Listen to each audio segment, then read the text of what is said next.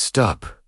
Look past the mud, the barbed wire, and the endless lines of white crosses. The history books tell you of an assassination in Sarajevo in 1914, a diplomatic accident that spiraled into the slaughter known as the Great War. They paint a picture of political arrogance, entrenched militarism, and ancient rivalries.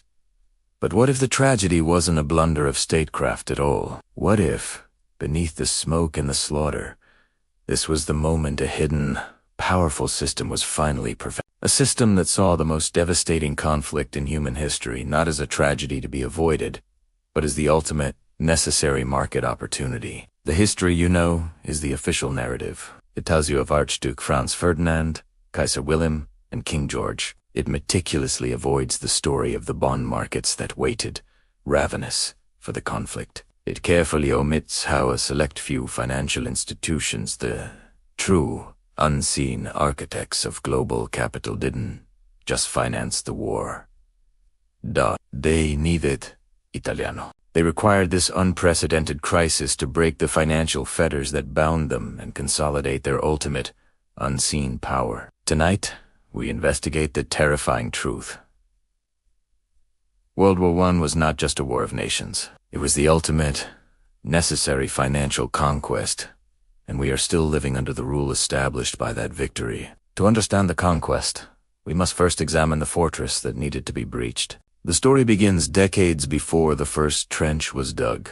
In the Gilded Age of global finance, an era of unprecedented industrial growth and terrifying financial restraint. By the turn of the 20th century, the great powers Britain, France, Germany, and the burgeoning industrial might of the United States were all linked by a vast, intricate, and ultimately fragile web of credit. The masters of this web were the powerful banking houses of London, Paris, and New York.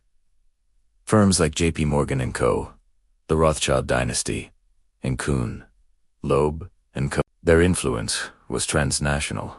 Their combined wealth often eclipsed the treasuries of the nations they served. They were the true borderless empires. The existing financial system, the architecture of the age, was governed by the gold standard. This system was a magnificent, double-edged sword. On one hand, it provided stability, ensuring that every currency unit could, in theory, be redeemed for a specific amount of physical gold. This imposed a strict discipline on governments. For prime ministers and emperors dreaming of unprecedented military spending, colonial expansion, and the vast naval arms races of the era, the gold standard was a gilded cage. It imposed strict limits on how much national debt a government could safely issue without risking a flight of gold reserves and an immediate, humiliating collapse of its currency. For the financial elite who sought the ultimate power, the power of unlimited credit creation, this cage needed to be shattered. The most crucial preparatory step for the coming conflict occurred not in Europe,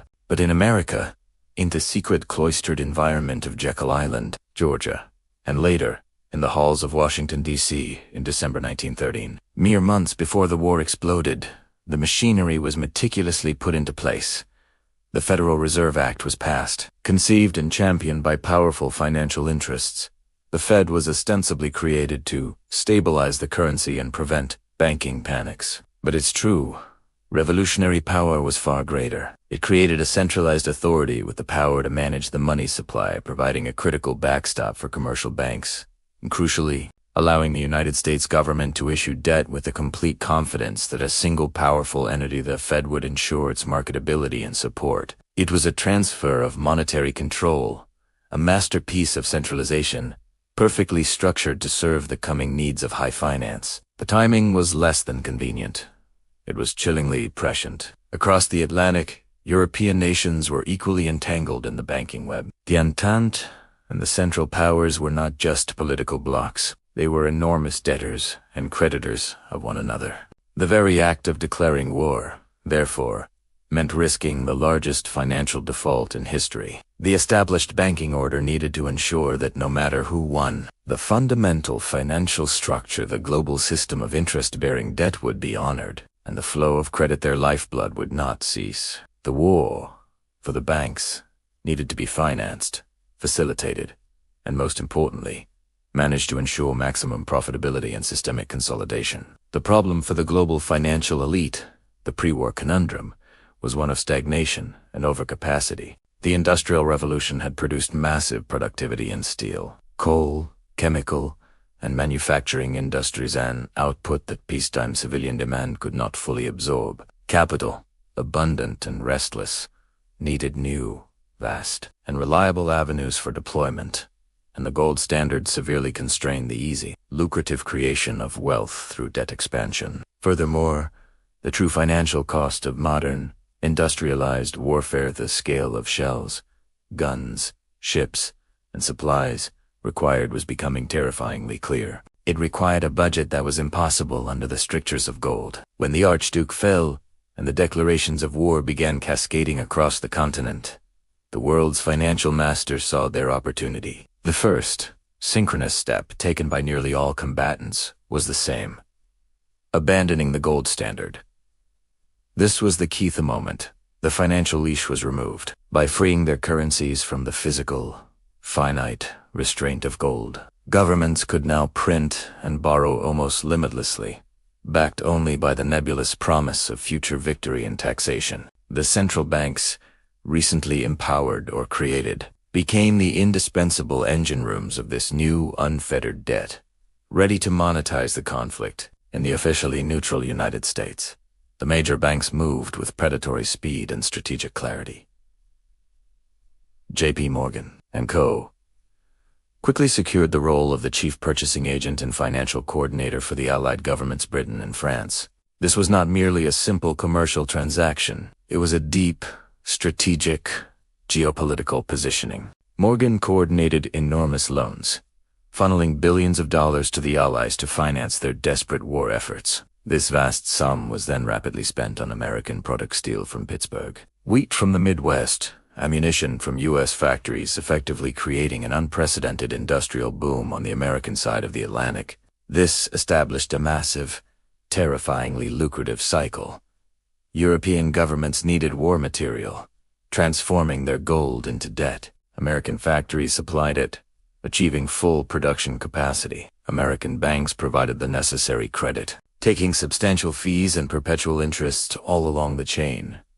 The banks were not merely risking their own capital. They were, in fact, mobilizing the nation's capital and putting the future solvency of the Allied nations on the line. Every shell fired in the trenches, every ship launched into the U-boat-infested Atlantic, translated directly into interest-bearing debt secured by the global financial system and, increasingly, by the future revenues of their respective nations. The war, therefore, became the most profitable, high-velocity exchange of goods and debt in human history. The mounting suspense lay in the terrifying possibility of an Allied defeat. If France and Britain were to lose, the massive loans orchestrated by the American banks would be defaulted upon, risking a catastrophic collapse of the entire structure they had meticulously built. This escalating, existential financial risk created an irresistible, hidden internal pressure within the American financial and political system to push, ultimately, for direct U.S. intervention. The financial tail was, without question, beginning to wag the political dog. The hidden truth, the part that is meticulously scrubbed from the history of economics and war, is that the banking elite did not just profit from the worth. We used the war to secure the permanent total centralization of the global monetary supply. Before 1914, even the largest banks faced genuine competition and the rigid, immutable constraints of the gold standard. World War I eliminated these constraints and neutralized competitors in one swift, horrific, and immensely profitable act. The war was the ultimate, necessary debt restructuring mechanism, the annihilation of the gold constraint. The immediate, coordinated move off the gold standard allowed for the creation of fiat debt money, created simply by the stroke of a pen, backed only by government promise. This debt, issued as war bonds, was purchased by the public and, crucially, by the new central banking systems, which could create the necessary reserves ex nihilo, out of nothing. This act established the precedent that, in times of crisis and even in peace, the printing press, or its electronic equivalent, was the ultimate financial weapon. This unparalleled power, once seized during the exigencies of war, was never fully relinquished. It was institutionalized, The birth of a global creditor hegemon by the time the guns fell silent in 1918. The ancient European powers, the traditional centers of finance, were financially crippled, owing staggering amounts. The United States, having entered late and avoided fighting on its own soil, was definitively transformed from a major debtor nation into the world's single largest creditor. The financial center of the world irrevocably shifted to New York City. The banks that facilitated this monumental shift, J.P. Morgan's and the national city banks, became the indispensable architects and lenders of the entire post-war global order, dictating the stringent terms of reconstruction, trade, and payment schedules. The shift in financial gravity was absolute.